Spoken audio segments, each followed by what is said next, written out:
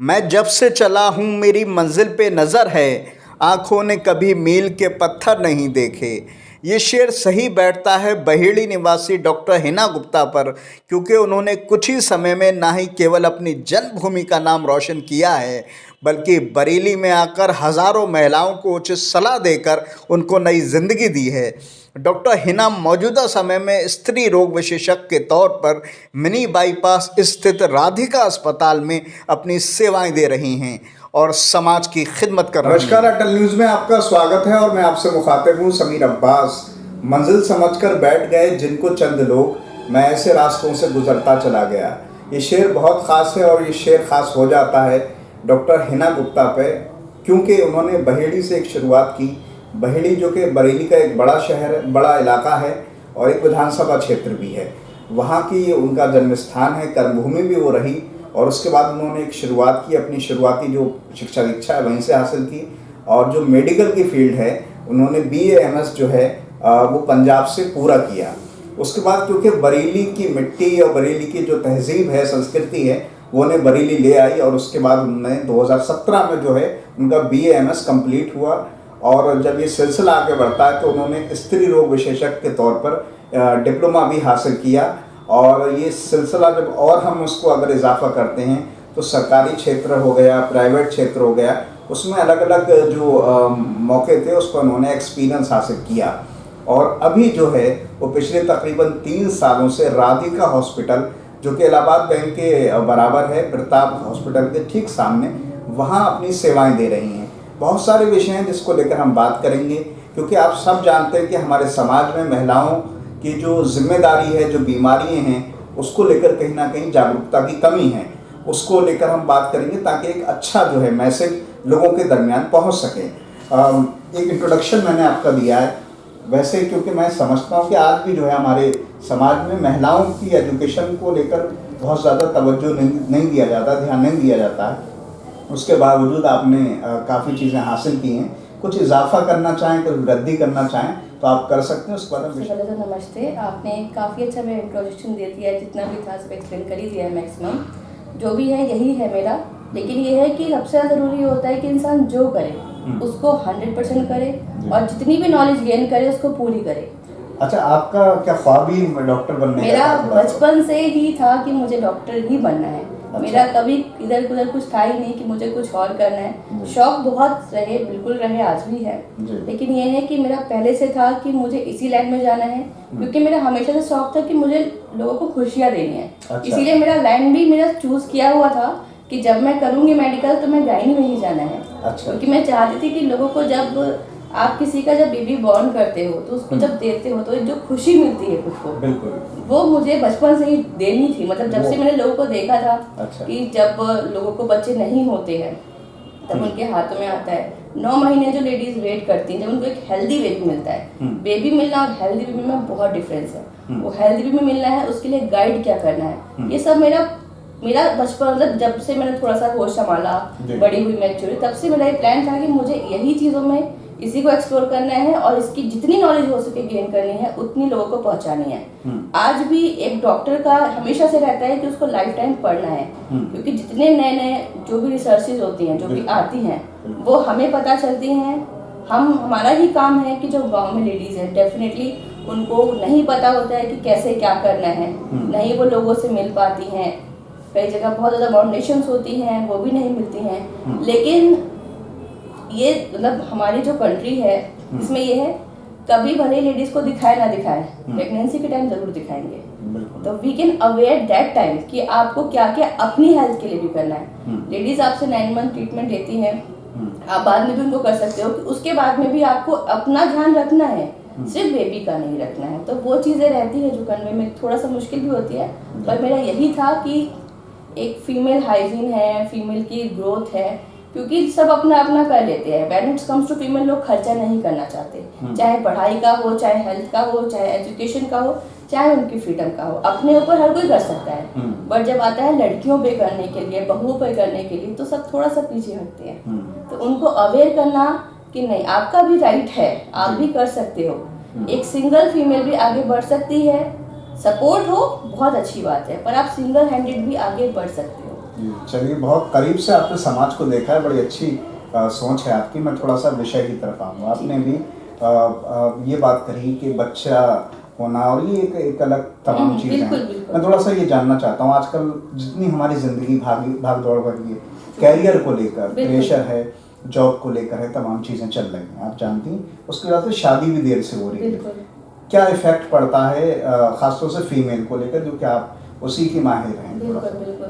देखिए क्या होता है, ये फैक्ट है कि आजकल फीमेल्स अपने करियर को लेके बहुत ज़्यादा ओरिएंटेड, जो कि होना भी चाहिए। जल्दी एज में शादी कर देते हैं तो डेफिनेटली बेबीज़ के लिए अच्छा है, लेकिन अगर आपकी ओल्ड एज में हुई, डेफिनेटली ये हमारा एक है मतलब थोड़ा सा ड्रॉबैक है कि व्हेन इट्स कम 30 से एबव की एज में आता है तो एक एल्डरली ग्रेविड टर्म लेते हैं हम उसको, कि आप लेट कंसीव कर रहे हो, उसमें डेफिनेटली दिक्कत आती है। लेकिन अपने आप को भी देखना है, लाइफ को भी देखना है, तो उसके लिए भी हम कुछ कर सकते हैं। अपनी आप रेगुलर एक्सरसाइज रखिए, हेल्दी डाइट लीजिए, प्रॉपर मील लीजिए, अपना जो डाइट शेड्यूल है और अपनी हाइजीन मेंटेन करके रखिए, बॉडी को फिट रखिए। तो उस करके हम अपनी एज में, कहते हैं ना कि ज़रूरी नहीं है आपकी एज बढ़ रही है तो बुढ़ापा ही आए, जी, तो आप अपने आप को यंग रख सकते हो अपना करियर देखते हुए। डेफिनेटली आजकल नीड इतनी ज़्यादा है हर चीज़ की, इंक्लूडिंग मनी भी कह सकते हैं। बिल्कुल। आजकल खर्चे इतने हैं कि ज़रूरी नहीं है सिंगल हैंडेडली मैन कर सके, both are equally important. Man का भी सिर्फ यही नहीं है कि वो दिन भर काम करे, उनको भी राइट है रेस्ट करने का।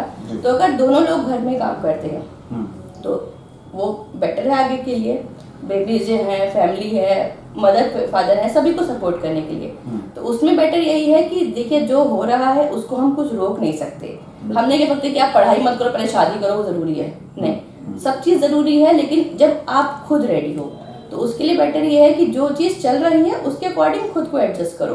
आप अपनी डाइट पे ध्यान रखो, प्रॉपर मील लो, कुछ विटामिन हैं उनका प्रॉपरली आप यूटिलाइज करो, सो दैट आपकी बॉडी उस लायक रहे, तो उससे इतना इफेक्ट नहीं पड़ता है। जो कि मैंने भी नोटिस किया है कि मेरे पास भी 35 में भी आती है जिनको फर्स्ट बेबी है, लेकिन अगर वो प्रॉपर मील लेती आ रही हैं, जैसे कि जो एजुकेटेड है वो अपना मील पे ध्यान रखती हैं, खाने पे ध्यान रखती हैं। आजकल सभी लड़कियां फिगर कॉन्शियस हैं, तो एक्सरसाइज रखती है, भले अपने फिगर के लिए, अपनी बॉडी शेप के लिए रखती हैं, but end of the day उनकी बॉडी भी उससे फिट होती है। तो उस करके हम उसको मैनेज कर सकते हैं। That's not a big issue. Career भी जरूरी है, हेल्थ भी जरूरी है, लाइफ भी जरूरी है, तीनों का बैलेंस जरूरी है। आपने एक मोटा मोटी बात जो मैं बातों का निचोड़ लेकर के आया है वो ये कि टाइम से अगर सारी चीज़ें हो तो ज़्यादा बेहतर है। देखिए बेहतर तो टाइम से रहती हैं, ज़रूरी भी है टाइम से होना, लेकिन कभी कभी किसी चीज़ का होता है, किसी की लाइफ के अपनी अपनी पर्सनल प्रायोरिटीज़ है, किसी की जिम्मेदारियां हैं, उसके हिसाब से चलते हैं। तो ये है कि अगर हो रही हैं तो बहुत ही अच्छी बात है, फिर तो कोई ऑप्शन नहीं है।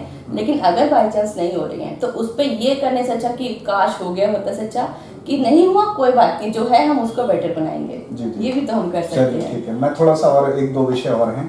एक बड़ी सवाल उठता है ख़ासतौर से जो, क्योंकि हमारे हिंदुस्तान में 70% लोग गरीब फैमिली से हैं, उनके साथ परेशानी यह आती है कि अब जो आजकल जो बच्चे हो रहे हैं ज़्यादातर सर्जरी से हो रहे हैं। ये एक बड़ा सवाल उठता है, क्या वजह मानती, क्यों सर्जरी से ही ज़्यादा हो रहे हैं? पहले के दौर में ऐसा नहीं था, आप भी जानते हैं बात। हाँ, ये फैक्ट है कि नॉर्मल और सीजरियन कंपेयर में आजकल सीजरियन का रेशियो डेफिनेटली बढ़ा है। उसका एक मेन रीज़न ये है लाइफस्टाइल, डाइट, बॉडी इश्यूज और थोड़ा सा पैम्परनेस। अच्छा। पहले लोगों का काम जो था वो घर में काफ़ी ज़्यादा उठना बैठना ये सब होता ही है जो नॉर्मल रहता है। आजकल हम डिपेंडेंट हैं अपने हाउस, जो भी हमारे हेल्पर्स रहते हैं उनके ऊपर, मैक्सिमम काम वो लोग करते हैं और मैक्सिमम हमारा रहता है कि थोड़ा सा अपने आप को ज़्यादा ध्यान देना है, थोड़ा बहुत भी पेन बर्दाश्त नहीं करना है, जो कि अब ड्रॉबैक कहिए या बेटरमेंट कहिए, पर ये फैक्ट है। और हम आजकल अपनी फैसिलिटीज़ पे बहुत डिपेंडेंट हो गए हैं कि अरे ये काम तो हमारा मशीन से हो जाना है, ये काम तुम्हारा इससे हो जाना है, तो खुद नहीं करते। और फिर वही बैठना ऑल टाइम, थोड़ा वर्किंग है, एक्सरसाइज है, पहले सब घर का काम करोगे आप, डेफिनेटली अब चलते रहोगे। और उस पर दूसरी बात ये है, एक मील का इफेक्ट आता है। अभी हम कितना कोशिश कर लें, ऑर्गेनिक फूड हर कोई अफोर्ड नहीं कर सकता कि हम ऑर्गेनिक फार्म से फूड मंगा रहे हैं, उसको खा रहे हैं, हर कोई नहीं अफोर्ड कर सकता, हर जगह अवेलेबिलिटी नहीं है, तो उससे बॉडी इतनी स्ट्रांग नहीं रहती जितनी कंपेरेटिवली पहले थी। पहले सब कुछ घर का था, इवन जो खेत में भी आजकल फार्मर्स का रहता है उसमें भी कहीं ना कहीं केमिकल्स यूज़ होते हैं, तो डेफिनेटली वो बॉडी को कहीं ना कहीं वीक नहीं कर रहा है। और थोड़ा सा मेंटल स्टेबिलिटी भी है, पहले की फीमेल्स को था कि हम पेन बर्दाश्त कर लेते हैं। देखिए कोई भी नॉर्मल डिलीवरी इफेक्ट है, सिर्फ डॉक्टर के एफर्ट से नहीं हो सकती, उसमें जो पेशेंट है उसका 70% रोल है। गायनी उसमें हेल्प करती है। आजकल फीमेल्स को क्या चाहिए, हम बस नॉर्मल हैं, सिर्फ गायनी कर ले, ऐसा नहीं पॉसिबल। अगर फीमेल सपोर्टिव है तो कोई भी डॉक्टर नहीं चाहेगा कि वो सीजर करे। उसका रीज़न ये है, हमें हर तरीके से उसमें नुकसान है, लेकिन फर्स्टली हमारा पेशेंट का ऑपरेशन है, जो कि हम भी नहीं चाहते हैं बिल्कुल हो। और फाइनेंशियली लोगों को ऐसा लगता है कि ऑपरेशन में ज़्यादा कमाई होती है, जो कि पेशेंट को लगता है, कि ऐसा नहीं है। नॉर्मल में हमारा थोड़ी सी मेहनत जो भी होती है, उसके बाद हमारा सब बचता है, हमें कोई नुकसान नहीं। हम ऑपरेशन कराते हैं, फिर पेशेंट में हमें डर भी रहता है इसको कुछ दिक्कत ना हो जाए, फिर उसको देखना भी पड़ता है, सब कुछ करना पड़ता है। तो उससे अच्छा है कि नॉर्मल कराया जाए। और नॉर्मल में इतने पेशेंट का भी खर्चा नहीं है, हमारा भी नहीं है, और जो मैक्सिमम, लेकिन पेशेंट अगर अपना लाइफस्टाइल मेंटेन रखे, पूरे 9 महीने सिर्फ रेस्ट ना करे, वॉक करे, एक्सरसाइज करे, घर के सारे काम करे, तो डेफिनेटली वो रेट आज भी कम हो सकता है। अगर पेशेंट है जो भी है, अगर वो अपना लाइफस्टाइल मेंटेन करे, खाने को रखे, चलना फिरना चालू रखे, घर के काम खुद करे, बाहर जाए आए, तो डेफिनेटली आज भी रेट पहले जैसा पहुंच सकता है, डिपेंड ऑन अपनी खुद की विल पे। बस एक दो सवाल और रह गए। ओमिक्रॉन की तेजी से वृद्धि हो रही है, बिल्कुल बिल्कुल। कुछ आप चाहती हैं, कुछ पैगाम, कोई मैसेज अगर आप देना चाहें लोगों को? हाँ बिल्कुल, ये तो बहुत ही इस टाइम पे पीक पे ही चल रहा है जो भी है। जी।